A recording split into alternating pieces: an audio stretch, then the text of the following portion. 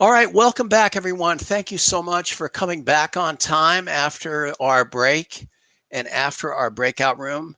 Welcome back to the Magic Coach model. I'd like to share that model with you. In fact, I'm very excited to share that model with you. And what I'd like to ask is for you, I need a couple of volunteers who were in the breakout room to answer this question. And this is the question that I asked you to think about and talk about in the breakout room is what are the key benefits of having an effective coaching culture in an organization? So now before I ask you to do that, what I wanted to do is just review our coaching definition because I'm a little biased on this. On the other hand, I think this is a fabulous definition. Why? Because it says it's a continuous process of releasing the potential of associates. How great is that? Why? Because isn't that motivating? If the associates, your employees know that their full potential will be released and encouraged at work, what does that do for their motivation? What does that do for their career development? So I love this definition of coach, and ideally you do as well. So now help me with, may I have a volunteer to share? What did you talk about in the breakout room that was a benefit in the for an organization to have an effective coaching culture? Anybody, please. So we were talking about if people feel heard, then they'll be more successful because they feel like there's an investment of time and people are listening to them and their ideas and what they want to accomplish. So it will improve like the teamwork and communication and that kind of thing. So that sense of being heard, Sheila, is what you're saying would encourage that improve productivity and improve innovation. And so thank you. Thank you. Appreciate that. Anyone else? We talked about it would allow you to have more fun at work. More fun. You want to have fun at work? Oh Yeah. my gosh. I don't. All right, calm down. Let's not go too far. No, I totally agree. Thank you so much. Of course, you want everybody to have fun. So here are some of the things. And I wish I had listed this, Karen. Thank you. I wish I had listed fun because what we're saying is that the benefits are enormous if you could create a coaching culture because you optimize learning. It creates a competitive advantage so that the whole organization is healthier. It helps to adapt to change, creates accountability, employee engagement, and fun has got to be right in there in the employee engagement piece. And what Sheila was sharing has to be included in the team learning because people would feel listened to. So those are the key benefits. Now, here's what's interesting about this next piece is I want you to think about a number between 1 and 10, rating the typical manager on their coaching skills from your experience. 1 is a very poor and 10 is excellent. So I'd like you to use the chat, and I'm going to just do a rough estimate about what the average is because I'm very curious about how you would rate the quality of the coaching from your experience in your organizations over your entire career, the typical manager. What number would that be? Okay, so I've got a 4, I've got a 5, I've got a 9, I've got a 7.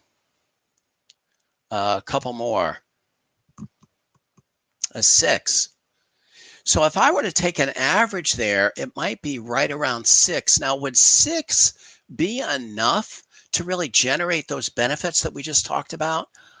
I assert not. We've got to have a higher number than that. And what strikes me is that the typical manager is really poor at coaching. And so we need to improve that. And here's what some of the research shows from the Wall Street Journal, that 41% of workers said they had the boss had absolutely no effect.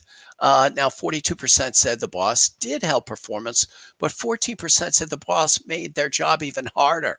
So we really need the research, and your research, your data seems to show that we really need to improve this. Now, here's a question for you.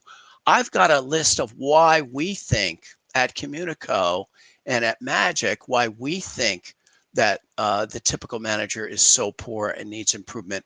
What ideas do you have? What would you say are the reasons for this poor score of about 5 or 6 for the typical manager coaching skills? Anybody? I'm concerned there may be a lack of training involved. It could be, not that people aren't willing, but perhaps they don't know how to go about it. They don't know how. So if they don't know how can we possibly expect them to do a good job? Thank you, Peter. Anyone else? Take one more. Yeah, in my experience, it's been that lack of training that also leads to the fear of conflict. They don't know what to do, so they avoid the conflict altogether. They avoid the conflict. Exactly. They're afraid they might make things worse or it might blow back on them, right?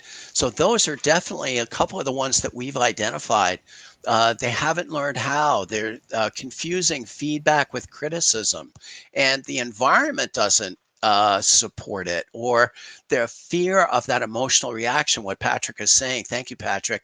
Or they might make things worse, or there's no process. That's essentially what Peter was saying as well.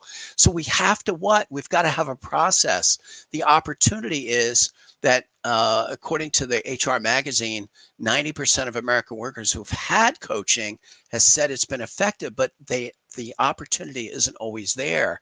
And if somebody takes the time and knows how, it can make an enormous difference. So we need a process. So this is our magic coach model. I'm very excited to share this with you. It's 5 key elements with a 6th element that is sprinkled all the way throughout. So let me start with make it safe. What does that mean? It means you have to have an environment that creates a safe place to have an open and honest conversation. So we have numerous factors that I'll be sharing with you shortly on how you can make it safe. Acknowledge the facts is the second step. And what does that mean? That means we only talk about data. We don't share our opinions unless they're asked. So any unsolicited criticism or unsolicited opinions, we leave that aside and we only talk about what actually happened. What did you actually do? What was the actual result? And that leads us to the 3rd step, which is gain the insight on the impact.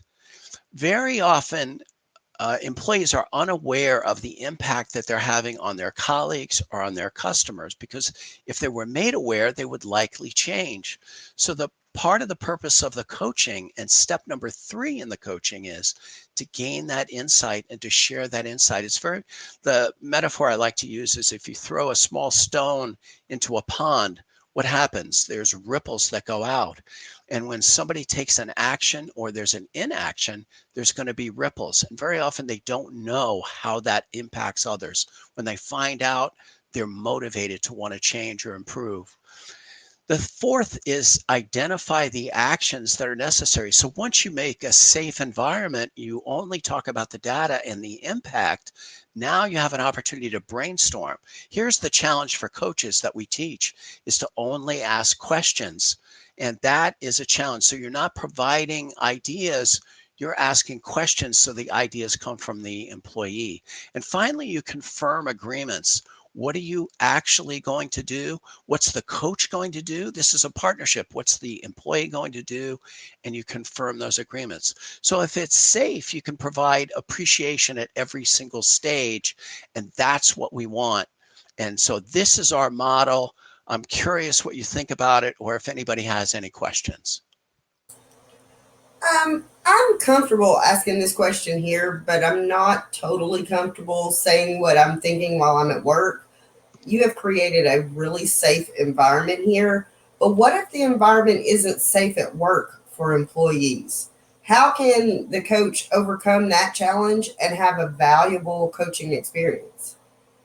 Karen, thanks so much for that question. That's a really powerful question that you're asking, and a challenging one as well. What you're saying is, if the if the organizational environment isn't safe, how can a coach create a safe environment on a one-on-one coaching session? And so we have a whole series of factors that we're going to be sharing with you on how you can create that safe environment.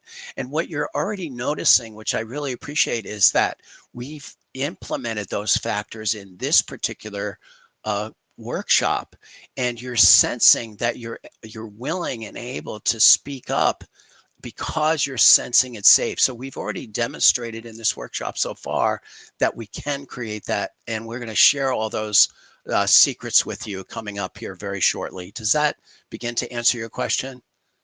Yes, it does. Thank you. I'm not avoiding you. I'm definitely going to share those secrets with you. And the first one is the model of trust. How can you proactively create trust? And so the trust foundation that we have in the magic of customer relations in every magic workshop is respect and accountability. So we're going to be talking about that next. And when you do that, then you can develop this relationship, this coaching relationship. A lot of research shows that 70% of the factors that keep employees engaged is the relationship between the employee and the coach, the employee and the manager. So we're going to start to talk about this next, and that we're going to start in right now.